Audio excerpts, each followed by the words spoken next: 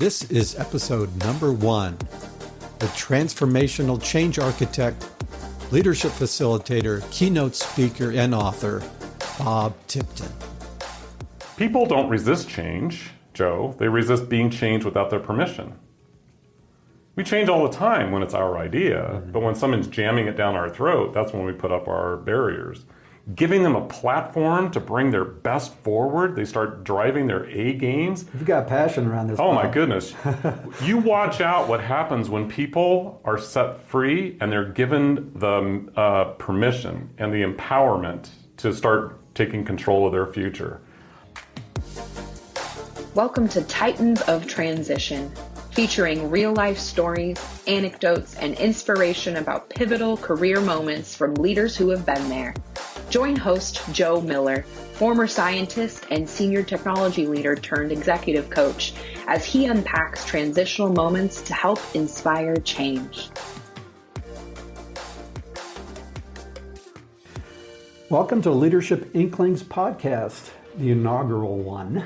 Number 1. And I'm really pleased to welcome Bob Tipton to our number 1 podcast. Welcome, Bob. Thank you, Joe. And just before we started filming, we were thinking about how long it's been since we've known each other and how we actually first met, and we're not quite sure how that actually happened. I don't remember the details. Both being in technology, but we do remember a company that you were doing work with one of your companies. Right. Technology consulting. I was at Syntex in the science side, working on automation, and there was an automation project you were called in to help with. That's right. All the exciting things about linking pieces of equipment together that shouldn't talk to each other in the first place was a lot different back in the mid-'80s than it is now. I gave it away. That's how long we've known each other. It's been quite a while. And we didn't really get a close connection back then, but over the years, I did reach out to you several times as I was going through different challenges in my own career to get your advice. And there were some reasons for that, for me reaching out, that had a lot to do with some attributes, some qualities I saw in you as a leader and in someone who actually followed their own heart and visions, which we'll get into over the course of the podcast here. Thank you. But let's talk a little bit about your career, if you don't mind. That's one of the things I do want to explore with this podcast, is to spend time talking to notable leaders about how they came to an understanding of what really drove them and what, in today's world, what makes you successful tends to be talked about a lot. I'm not really wanting to focus so much on the term success. Right. So tell us a little bit about your background, Bob, and the different things you've done over the years and how you've gotten to where you are today. Okay. It's been an interesting journey, continues to be. I remember when I was very young, my mother asked me what I wanted to be when I grew up, and I said, I don't know, tell me what it says on my diploma. And it's kind of been that way. My life is an emerging set of experiences that have filled a variety of different roles. Going way back, all the way back to when I was 19 years old is when I got into the world of technology. And my dad worked for IBM forever. I grew up in a blue house, literally. He had 2 ties, both of them sincere stripes, black wingtips, that whole thing. My grandfather was actually also in IT, although they called it something else way back when. He was the head of data processing for the Bureau of Reclamation here in Denver. So I'm kind of a 3rd-generation technology person. Well, I needed a job. It turned out my mom decided she was going to move, and there was no place for me to be. So I read a manual on how to program in a language called RPG, and I got a job working for somebody that my dad kind of knew as an RPG programmer back in December of 1977. And I found that I love the technology side of things. It was easy for me. My brain kind of worked that way. I could see the big picture, how everything kind of fell together, and one thing led to another, and I kind of built a very successful career in the world of technology. So different roles, from developer to systems administrator to CIO to CTO, just not a lot of jobs I didn't have in that realm. And there was a turning point, early 40s, maybe late 30s, where I found myself at a significant level of what you would consider success. A lot of boxes have been checked, And to use a Stephen Coveyism, it's like I was climbing the ladder of success only to discover it had been leaned against the wrong wall. I was looking over at what I call the story that was meant for me and wondered why I wasn't connected to that. So we'll talk more about this, but there was a kind of a dark night of the soul for a couple of years when it was a transformation, transition, moving from where I was to where I am. So where I am now is, I guess I've realized, going all the way back to my 19-year-old self, I have been about transforming the world. I've been about changing things to be better. And I guess I just used technology as kind of the lever for that for the first 20 years of my career. And the rest since then, it's been in a different realm. Like I said, we can talk more specifically about all that. And it really connects with what I remember when I first met you when we were at Syntex. I remember seeing in you someone who was willing to take risks and who was very driven, but in a good way. You know, in a good way, always interested in making positive changes. And that was attractive to me, you know, as I, at that same point in my career, I was going through some tension. I had spent about 9 years as an analytical chemist in the laboratory. I was more interested in changing things than I was doing this sort of day in, day out role on the bench. And I didn't really have words to put around it, but I was attracted by things I was seeing you doing. You also had a reputation where we were being called on if people knew at the company and other companies that they needed some significant transformation to occur. And I remember that much. And then we parted paths after that. But that caused me to come back to you from time to time through my career as well. Right. And I always was excited when I saw Joe Miller's name in my email or in voicemail or whatever. Yeah, I guess I don't know a different way to do things, to be honest with you. I have been in situations where things have been kind of dark and kind of bleak, but I've maintained a perspective that I'm in charge of the energy that I bring to the situation. The situation can be hopeless, but I don't have to be. The situation can be really, really dark, but I don't have to be. And anyway, the way that I show up with people, or try to, is to help call that part of them forward. Maybe they've forgotten it, or they have buried it so long ago that they don't experience it very often. But I think most people have a desire to be connected to something that's larger and more meaningful and something that's very fulfilling, but often life kind of gets in the way. We find ourselves doing things that maybe don't help bring that part of ourselves forward. And the risk-taking, I guess I've gotten much better looking at, you know, the universe taps me on the shoulder constantly. And I've gotten much better at saying yes sooner than I did when I was younger. Do you think that's because you have a better feel for what is in your lane, or what that space is you want to occupy? Yeah, it's an interesting question. It's only answer it with a question. So is it more important to know or to trust?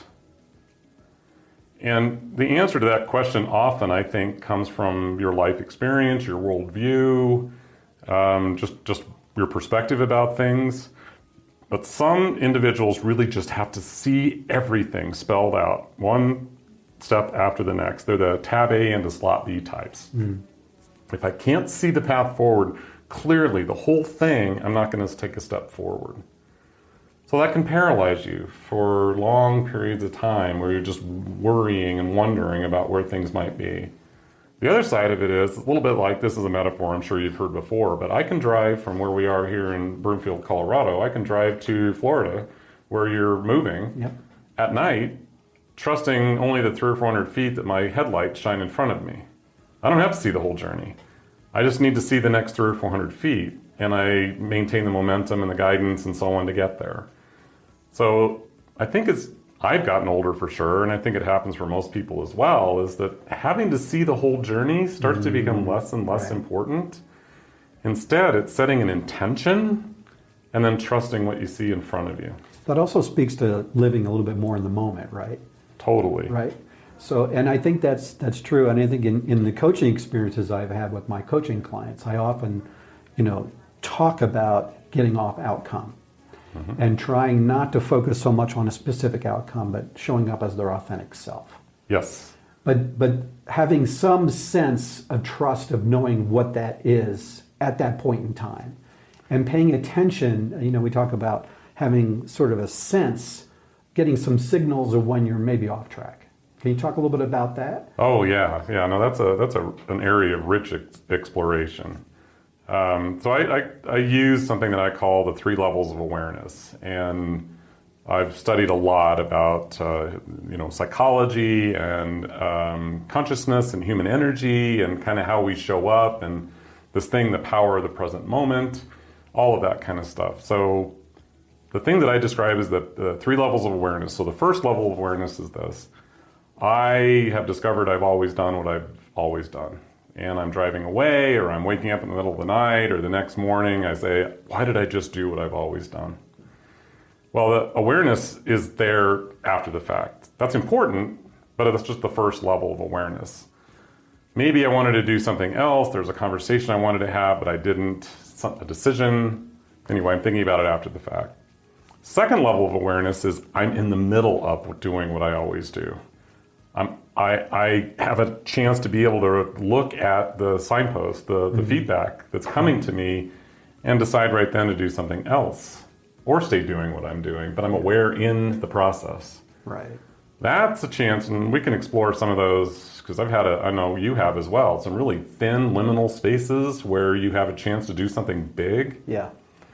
So that's the second level of awareness. The third is I'm going to be intentional in advance. I'm going to be proactive. I know I'm going to find myself in a circumstance where I can decide to transform ahead of time. So anyway, the process of being able to stay in my lane, sometimes you get feedback after you've driven off the road. Sometimes you get the lane departure warning, like in a lot of cars today. Mm-hmm. You're just going out of your lane, and sometimes you plan the trip in advance so that you know how to stay in your lane all the way through. There's also an element of discovery, right? So you have a sense of what it means to be in your lane, to be in your sweet spot, to be doing what you were created to do, to bringing that value into the world that you aspire to do. But then there is actually, I think, an opportunity to discover maybe the lane shifts a little bit. You have to be open for that too, don't you? Yeah, most definitely. If we're going to continue the driving metaphor for a bit, it's working. The conditions change. The weather can change, or the grade in the hill can change. And if you're just simply on autopilot or speed control, you don't notice that. You just keep doing what you've always done. So yeah, there's things that can come along that say, maybe the view over there is a little bit more interesting, or maybe the path to that direction is the one that I should be heading on. And that's where being open to and receiving feedback is so critical. So many people out there are either just terrified of, or they know better when it comes to the future. They're terrified of it, or they know better. And the know better types, I like to think of like a full balloon. There's no room for additional air. And if you try to put air in a full balloon, it just explodes. So try to keep some room for something else to come in, have a beginner's mentality about certain things. But anyway, in my experience, when it's time to change lanes, I keep getting the same kind of feedback on a regular basis. It's the equivalent of lights are always turning red, somebody's always cutting me off, I get the slow driver in front of me. There's something about what I'm trying to do that the universe is saying, hold on. The view from a different road or a different lane or even a different vehicle might be the place to be. Let's step back a little bit and think back over the course of your career. Okay. There's some extreme examples, I know, because we've discussed this before, where maybe you've been asked to do some things where it was very clear. I mean, we're talking a little bit a few moments ago about it being sort of a subtle sensing, but there's been some extreme moments where you had to sort of put your foot down and say, no, I will not, right? Can you talk about that a little? Yeah, there have been a number of them, but I'll talk about just a handful. The first one was when I was 27 years old, and I had a meteoric rise inside of the organization. I was already the CIO of they're about a $500-600 million organization, national company. Lots of responsibility, corner office, expense account, beautiful car allowance, all of that, 27 years old. And I won't tell you who it is because the thing that they wanted me to do, they were being acquired by a Fortune 500 company. And what was being dangled in front of me was the CIO role for the Fortune 500 company. It's 27 years old. All I had to do was lie to my staff about what it meant to go through this merger and this acquisition. The specific signposts, points along the way, the things that would happen, how benefits would be handled, compensation. They wanted to lie to my staff and they would give me this job. I listened to what they said. I drove home that night, met my wife, Debbie. We had a new house, 2 new cars, 2 kids under the age of 5. And I told her I'm quitting. I'm going to start my own company. There was no, I want to quit. I'm thinking about doing it. No, I am quitting my job and I am starting something else. I would not go down the path they had offered for me. It was just simply out of my integrity lane. Wouldn't do it. And what that set me up for was an incredible journey to become an entrepreneur, to discover what it meant to try and fail. I had some really awful things happen, some really wonderful things happen. But it gave me a chance to say that I am what I stand for, as opposed to just simply saying that I stood for things. So that was the first major transformation like that. So I just want to interject. This came up a few moments ago. I was thinking about the head and the heart. Because when we were talking earlier about knowing something versus, we were talking about lane adjustments. Having the information versus knowing in your heart. Yeah. This was sort of in your heart moment. Oh, very, very clearly. Heart, gut. Trust. I think you used the word trusting, and I'm Trust. sort of associating the trust to the heart. That's right. Because it was really crazy. I mean, if you look at it from a risk management perspective, it was silly. It was nuts. People thought I was insane. And fortunately, my wife, who's still my wife, now almost 41 years of blissful marriage, as we talk about, it's been 98% bliss. She knows what I mean by that. And she was willing to be my backstop. She was willing to be there with me all the way through, go through what was necessary, because she knew just how powerful that decision was and how meaningful it was to do that. So I give a lot of credit to my relationship with Debbie and her willingness to be my partner, to be my cheerleader, to do what was necessary to be able to handle things at home, because it put a lot of pressure on her for me to become an entrepreneur. So it wasn't just me, Joe. It was... that's an excellent point. Oftentimes we have these kind of discussions, and you hear this in business, and there's a reason why you can go off and take this dive off the cliff, right? Someone's got your back. She totally, she still has my back. You had your back at home. I still do things like that, and she knows what I mean by that as well. Yeah. So, knowing is needed. If somebody's running a nuclear power plant, I want them to know. I don't want them trusting. You know what I mean? I want to have the protocol. I want to be able to see specifically what happens. You mentioned Stephen Covey, and I'm thinking of the character competence combination there. Exactly. So you want someone who has the competence and know how to run the nuclear power plant, but you want somebody who has character as well. Both. Yes. Yeah. Trusting has its place. There's some things that I want to just know. But when it comes to being in my lane and living the story that's meant for me, knowing has been a pretty poor teacher. Yeah. Trusting is where the teaching really comes in. Yeah, and another example later on that I wanted to make sure we brought forward, where it was in some ways seemed like the apex. It's really, I know you consider what you're doing now with Team Tipton to be the apex, but in the sort of standard or traditional view out there, this firm you worked with, you were CTO, and you want to talk a little bit about that and what lessons you learned from that experience? Yeah. And I'm not triggered anymore by some of the things that came forward. It was pretty emotionally challenging. So anyway, started a company, sold it to a friend. We took the combined organization from about $18 million when I sold to him in 1993. By the time it was at its apex, it was about a $500 million organization. We went public in 96. Fourth most successful IPO of the year based on shareholder return. The stock had split 2-for-1 twice. It was worth the equivalent of $320 a share. I got stock for the equivalent of $13 a share. Lots and lots of box checking. Yeah. It was a public company, and I was on the circuit from San Francisco to Boston to New York, going around talking with institutional investors, you know, 5-star hotels, fancy lunches, all the really heady things that you would have with that. And then our CEO decided to make a decision that I think he regretted.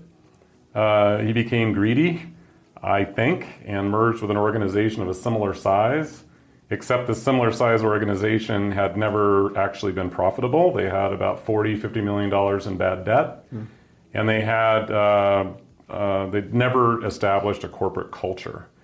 Our company, we'd been the darlings of Wall Street, like 13 consecutive quarters of double-digit bottom line and top line growth percentages. It was insane how well we were doing. We had a market carved out. Well, it came together. The day that the merger was announced, our stock dropped 40%, and 15 months later, the stock stopped trading at about 30 cents a share as we went into Chapter 11. I was in a protected class. I can't tell you how much money I was wiped out from my personal net worth. Millions was gone. Yeah. And it put me in a position to say, what really is meaningful at this point? What do I stand for as I go through this?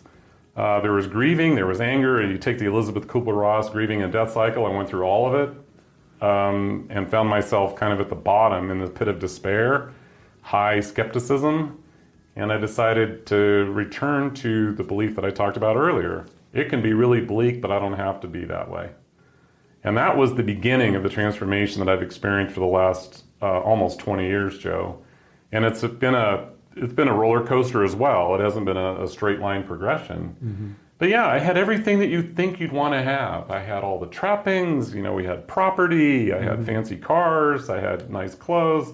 We lived in a beautiful home, we traveled frequently, and then just gone.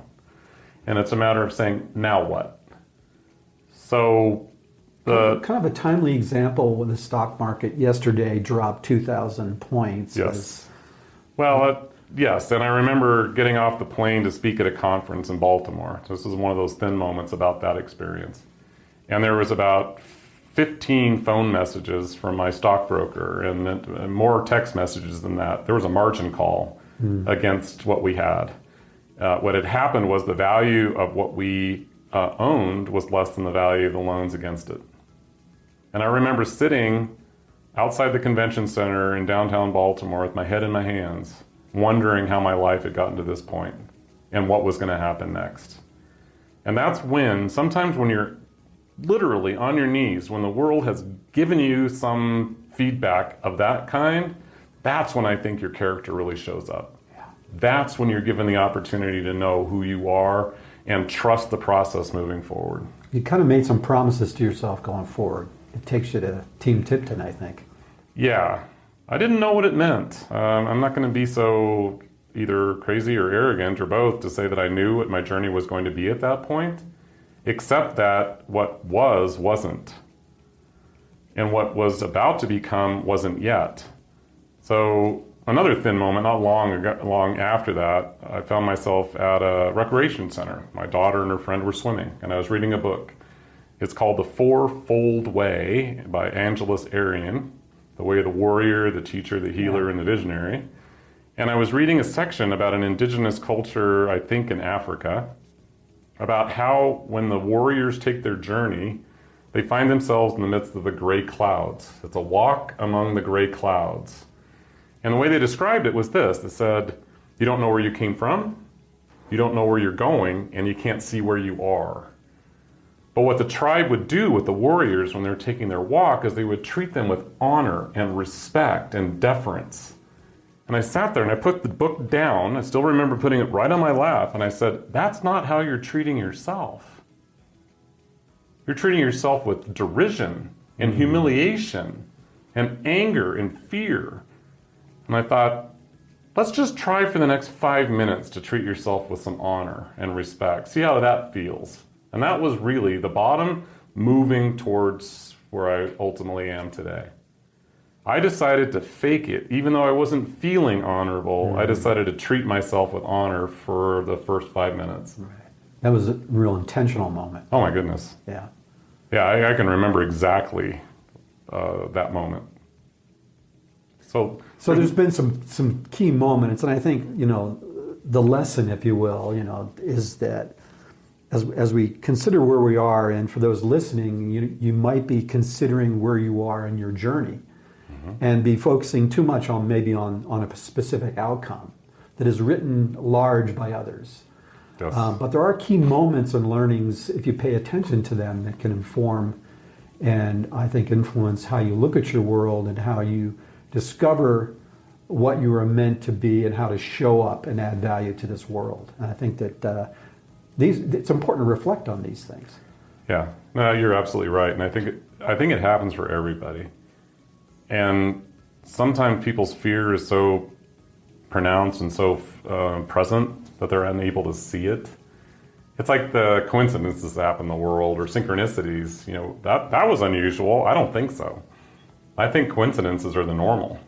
And I think synchronicities are the normal. I think what happens is that we're so busy being out of the present moment, either worrying about the past, ruminating about things that happened, or trying to invent this future that hasn't shown up yet. The only time it actually exists is right now. That's it. And how deeply are you connected to that? Yeah, and having the sensitivity or the detection capability of seeing those synchronicities and those connection points, I think, is something that can be developed over time. Yeah. Why don't we kind of move and shift a little bit here? And can you tell us about Team Tipton and what that's all about, how long it's been going, and what are some of the unique things that this organization that I know is that you are doing? Well, thank you for the chance to do that. And by the way, the organization is called Team Tipton because the people that are part of it decided that's what they wanted to call it. It wasn't me naming the organization. It's about 5.5 years now into what I thought was an experiment. And the experiment had to do with, can you really be a values-driven organization in the world today and run a profitable business? Is it possible to do both? Is it possible to bring in unbelievable professionals into a collection that share common values and common vision, and then do things that are in the category of more traditional kinds of work that you would find yourself doing for organizations? I had no idea whether it was going to be possible or not. I built a strong track record as a solopreneur. I seem to attract the right clients that fit with my values and beliefs and perspectives about things. But try this on for size. We focus on transformational change in some of the most institutionalized and bureaucratic and in many cases toxic and unhealthy organizations you can find. We spend most of our time working in the public sector. So governmental agencies, federal, state, municipal, mostly municipal, and public education. Those are the two industries that we spend most of our time in. How easy is it to change government or public education? How much change is necessary? Well, there's an obvious connection point between the need and also the problem associated with them not moving that way. So people don't resist change, Joe. They resist being changed without their permission. We change all the time when it's our idea, but when someone's jamming it down our throat, that's when we put up our barriers. So almost every approach to change and transformation is flawed from the start because it's based on mandates. It's based on telling people what to do. So our approach is about bottom up, inside out, and some top down, but this notion of aligning the latent energy, aligning the great ideas that exist inside of an organization, setting people free from the toxicity that they find themselves in and the dysfunction and the trauma in many cases, giving them a platform to bring their best forward. They start driving their A games. You've got passion around this. Oh my goodness. You watch out what happens when people are set free and they're given the permission and the empowerment to start taking control of their future.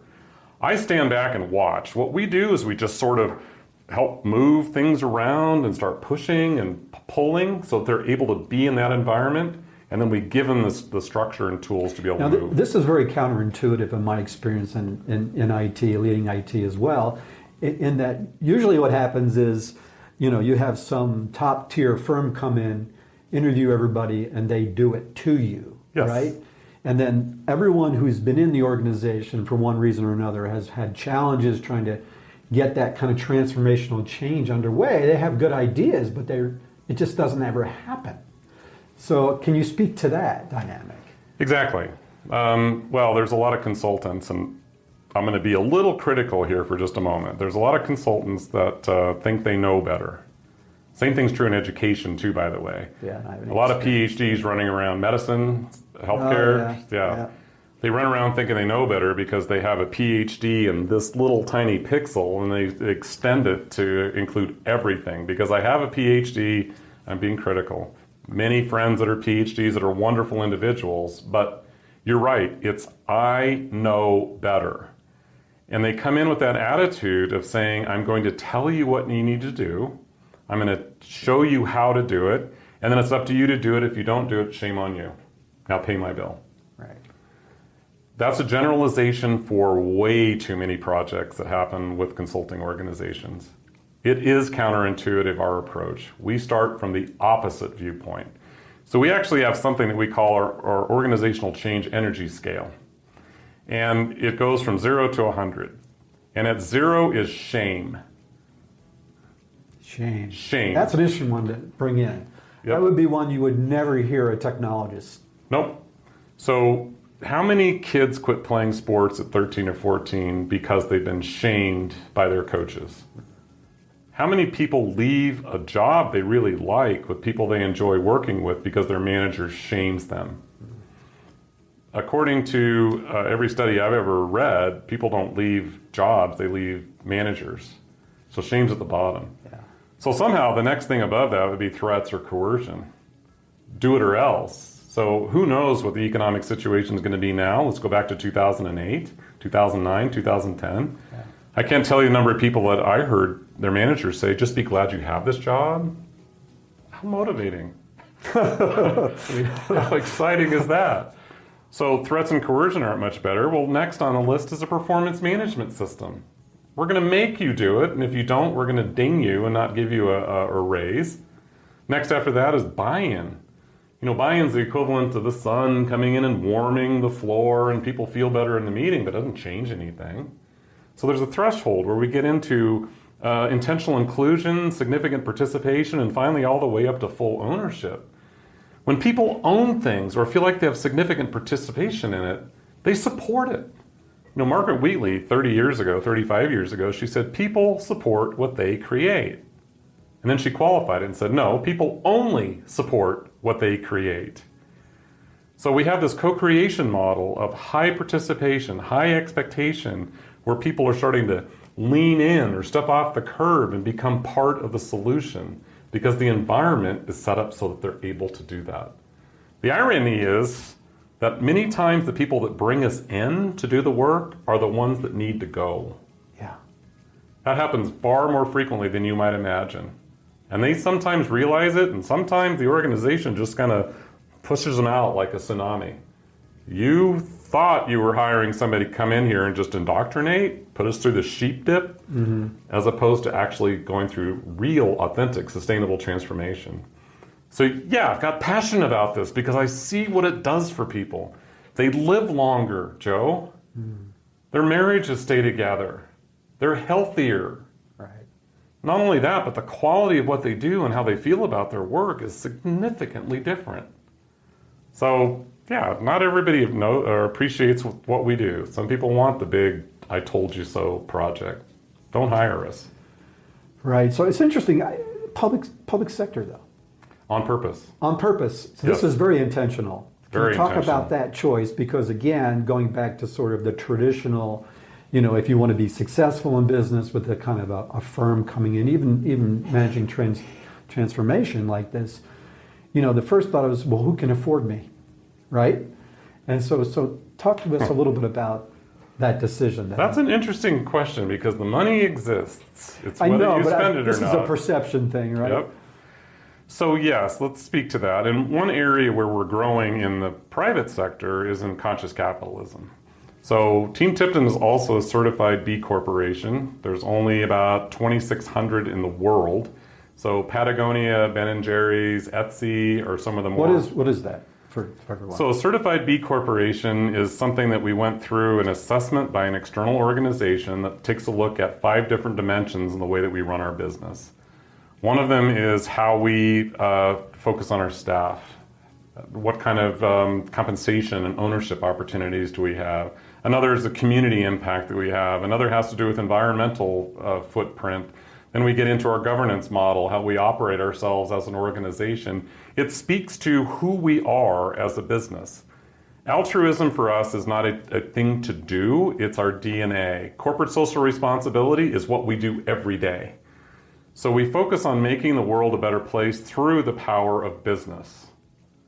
So you can become a certified B Corporation, but I'll tell you, I've been through a lot of assessments. This is like the worst physical you've ever had times 10. You have to prove it to them. Yeah. So it's kind of the equivalent of LEED for buildings or fair trade for supply chain, organic for agriculture. It's a respected designation that somebody else gives you based upon their assessment. So what this does is it speaks especially to the younger generation who wants to work with and for an organization that has values, altruism, purpose. All things being equal, they're going to come work for us because we believe in what we stand for. We actually deliver it. So anyway, our focus also, there's something in the state of Colorado and about 35 other states where you can become a public benefit corporation. It's a legal designation. It's a corporate designation. And the best example I can use to describe it is had Whole Foods been a public benefit corporation, they could have fought off the Amazon takeover. Because they have their public benefit on the same footing as their shareholder return. So we file a statement with the Colorado Secretary of State every year to say what was our benefit this year. So we focus on organizations that serve humanity and the greater good. So naturally public education, naturally government, but also conscious capitalist organizations. Companies that look at being able to do well while they're doing good. So what we're attracting to us are companies that are interested in making a difference in the world. And you're attracting potential employees, as we talked about a little bit earlier today, with vast experience who are looking for that as well. Yes. Yes, and that's at different stages, right? So you and I maybe, I don't know what your listeners' demographics are, but we're at a certain place in life. Right. The millennials, for sure, as a generation, are interested in altruism and purpose. They want to be able to talk to their network about where they work and use language like, this place means something. It's an intangible, it is necessary for that generation. But I find most of us, as we get older, we want to be connected to something that lasts beyond us. So one of my philosophies we haven't talked about yet, but this really drives me every day, is I want to give everything away that I have in terms of knowledge and skill and experience. I can't take it anywhere with me. Right. I'm on a mission to give it away. So anyway, yeah, public sector intentionally. There's one other dimension too. Folks that work for public education organizations in the public sector, they have a heart for serving others. It may have been beat out of them in day 2 of their employment, but they go into those professions for a reason. For that reason, yeah. We're able to recapture that energy, bring it back to the surface, accelerate it together, and have a group full of people that are saying, we're here to serve people. Let's do something with that. That's a little harder to find in the private sector. What I hear a lot in your voice, besides your passion, is you know how to make key decisions. You know what your yes is. Yes. And it really helps us to be intentional about discovering that and knowing what our yes is, so we know how to say no. You hear a lot about time management and guiding your life, key principles, but you really need to understand your yes before you can say no. Yeah. Yeah, to me it's what you're able to say yes to and why. So there's no perfect answer for any person. I'll tell you, one of the things that came out of this, I got out of technology and I moved into this, was a period where I laid off hundreds of people over a 6-month period. It was brutal. And I conducted a lot of the exit interviews on my own. I wanted to do it with professionalism and compassion. And I told them, all of them, there's nothing wrong with you. The situation is poor, but you're not. And then I offered to help them. Read resumes, call up and yell at me. I'll have lunch or coffee, coaching. I had no idea what I was signing up for, Joe. Hundreds of people took me up on it. And what I got to learn through that process is how people go through transformational change, how they are open or not open to moving into the lane that's meant for them, how they start to say yes.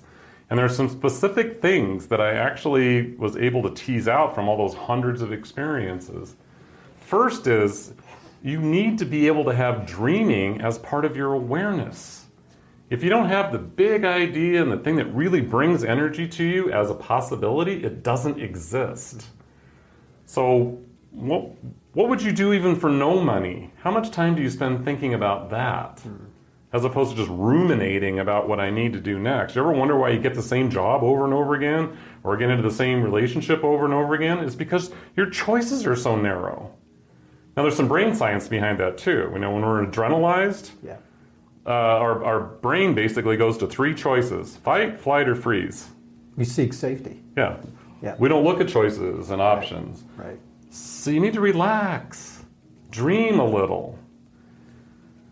And that's necessary. So that's a critical component to be able to start getting connected to your yes, is to bring that part of your desire, your future into your awareness.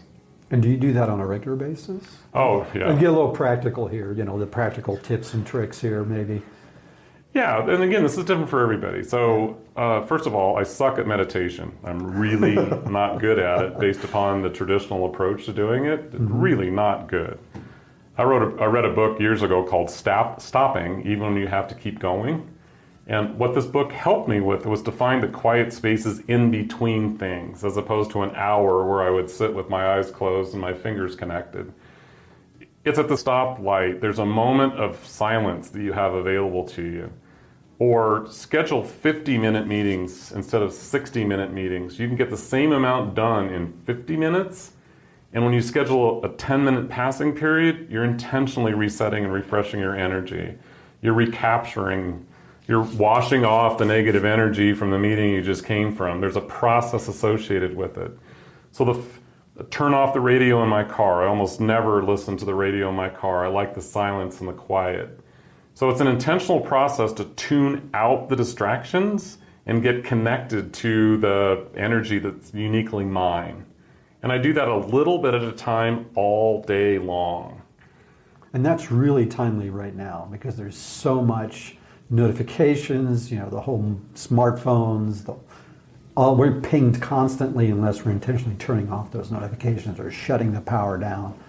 There's no space in our lives anymore. We're constantly, and our attention spans have gone so short because of that. So doing this kind of the self-discovery and dreaming is something you need to provide space for. Yes, and I'm going to change one of the words you just used. Please. I choose to make space for it. Need to make space for it isn't quite high enough energy. Yeah. Choose to make space for it, totally different. Yeah, it means a lot different. Right, so when we talk about the present moment, you know, a lot of people talk about that, the false self, you know, living in the present moment, the true self. There's a lot of stuff out there. Be here now and all Oh, that. yeah. Yeah, right, sure. Well, to me, it's a really simple thing. When an alert shows up, or a news story, or a post, or a like, or something shows up on my phone, what it's doing is anchoring me into my confirmation bias. It's anchoring me into what I've already know, what I already believe. And it's reminding me of what I am, or what I have been, as opposed to what I am and where I'm going. So I'll tell you, people are addicted to their confirmations. You find it when, I mean, let's look at our political world for a second, and no, I'm not going to talk politics. How many people are completely unwilling to listen to what the other side has to say about anything? They just rule it out. Yeah. Good idea or bad idea, it's because it's from that other side, I'm not listening. Well, what options are we eliminating because we have that as part of our approach? So something else that I do too when I do look at the news that's coming across is I look at a multiple set of sources. I don't rely upon one because all that does is reinforce what I already believe. So it's either confirmation bias or inattentional blindness or a combination of the two that keeps us anchored where we are.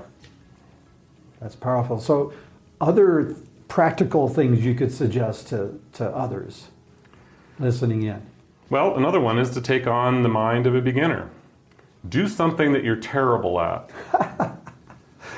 Like snowboarding or speaking a different language or learning how to make green chili or salsa dancing. Salsa dancing. Which would be a good example. I will never be good at dancing. Talk to Debbie about that. She knows that for sure. Be clumsy, be awkward, be unprepared, be something that you're not used to being. Be out of your comfort zone. Do something intentional that causes you to feel that, I'm not quite sure how I feel about this. That's when discovery starts to happen. Discovery starts to happen when you don't know what you don't know. And if we're constantly living in the world of I know everything, nothing ever comes into your awareness that can be something new. That's really interesting. You know, a musical metaphor, I mentioned earlier, I play guitar. Sure. You know, and there's this notion of finding your own voice, right? So you can stay in the same rote practices, play things the way someone else has performed them, you know, mimic, versus actually discover and find your own voice. So some of this connects, I think, to that same kind of concept of... Yeah, art, writing, music, any of those creative endeavors are very much like that. Do you want to duplicate what somebody else has done, or do you want to extend and have it speak to you?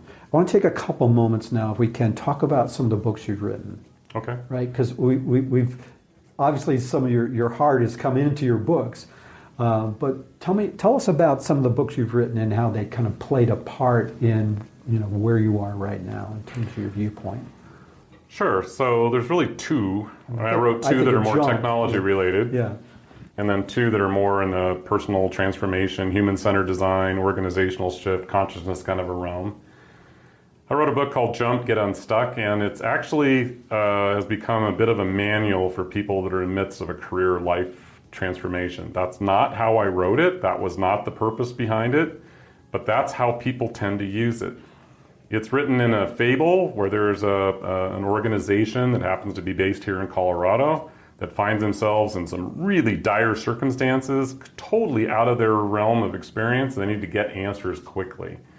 And what it does is it goes through the innovation process, the human-centered design model, to be able to bring a completely different way of thinking about transformational change. You experience it through the characters, you live who you might be or who you might relate to. And then at the end of it, I also put in the process model so that you can see the actual steps and stages, and for people that want to be able to see the provability associated with something, it's all there. Well, like I said, I didn't intend it to be used for individual transformation, but that's how most people use it. I facilitated workshops for thousands of people through that book, using the tools that are there, helping them move to the next best iteration of themselves.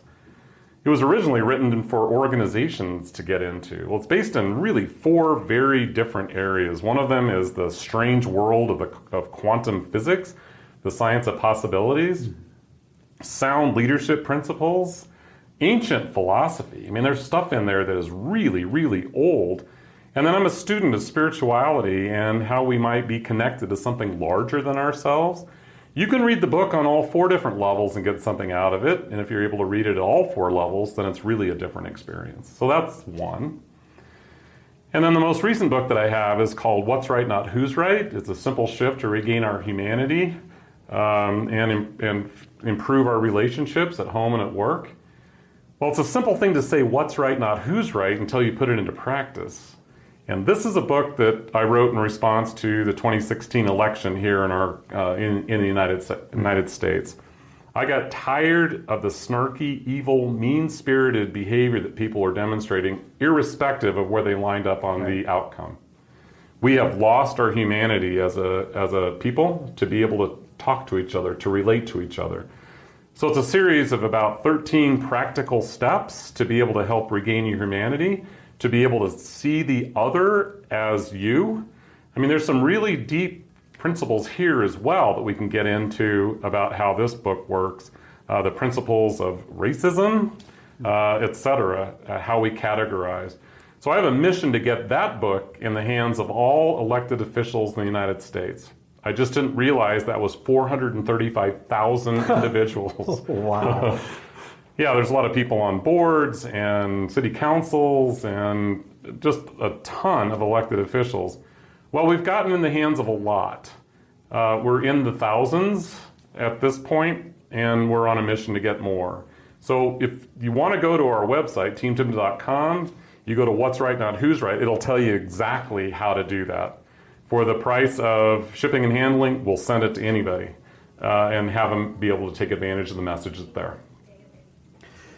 One final question for you, and we've touched on this, and it's a question that's often asked in these type of settings, and that is, what advice would you give to your 26-year-old self? I put it a year before your 27th year because I know that's your launch year. And I'm sure we've touched on some of the same. Yeah, and that's an interesting question. The first thing that I would do to talk to my younger self is I would forgive my younger self for some of the ills and sins of youth. The things that we think are very important at that point in time aren't quite so important as you get older. The things that we think are essential and just have to have, that's not necessary. I would also tell myself to relax. Back in those days, Joe, I was spending a lot of my life trying to fill a hole inside of me with all the wrong things.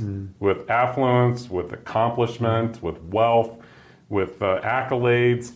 I mean, if we've got time, a quick story. Oh yeah, absolutely. My wife Debbie and I, we finished our basement and I went virtual at the same time. So I got to move home from work. Well, we split having a shared office at that point. And I got to set up my office the way I wanted to. She could set up her office the way that she wanted to. Well, she's an artist, and her idea of physical space is quite different than mine. She wants projects out and supplies and stuff. Anyway, I went downstairs and put all the stuff in my office that I wanted to have, and on the wall, I created this beautiful I Love Me wall with all the certificates and me shaking hands with famous people and recognition for, and it's all about me. I love me. And I did get out the laser level, not quite the micrometer, but I got out the laser level in order to make it all fit. Well, I went upstairs and Debbie had spent the day working on her office, and she put things on her wall that she thought was important to show. She put family pictures on the wall, and there I was, front and center. So it's another one of those thin moments where I had the opportunity to transform immediately. Rather than inviting her down to say, let's take a look at what's in my office, what I said to her instead was, I'll be back. I went downstairs, took everything off the wall. It's in a box to this day.